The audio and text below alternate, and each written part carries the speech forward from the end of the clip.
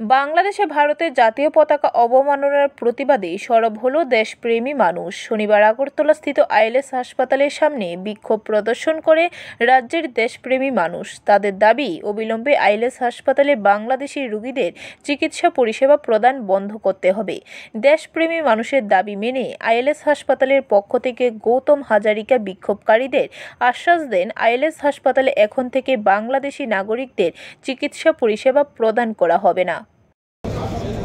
বাংলাদেশে হাসিনা সরকারের পতনের পর থেকে যে ক্রমাগত সনাতনীদের উপর আক্রমণ হচ্ছে আমরা এটা সবাই জানি, কিন্তু গত 3-4 দিন আগে থেকে যেইভাবে আমাদের দেশের জাতীয় পতাকাকে বাংলাদেশে অবমাননা করা হচ্ছে, বিভিন্ন স্কুলের সামনে আমাদের পতাকাকে রেখে তারা এর উপর দিয়ে হাঁটাচলা করছে। আমাদের পতাকার উপর হাঁটা মানে আমাদের 140 কোটি ভারতবাসীর হৃদয়ের মধ্যে বাড়া দেওয়া, এটা আমরা কোনোভাবে মেনে নিতে পারছি না।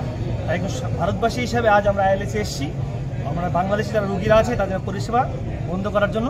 আমরা দেখেছি কলকাতাতেও 1-2টা হসপিটালে ওনারা বলেছে বন্ধ করার জন্য, এবং ওনাদের একটা হেল্প ডেস্ক ছিল বাংলাদেশের, সেটাও আমরা খুলিয়েছি।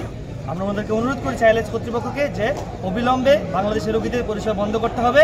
ব্যুরো রিপোর্ট, খবর ত্রিপুরা।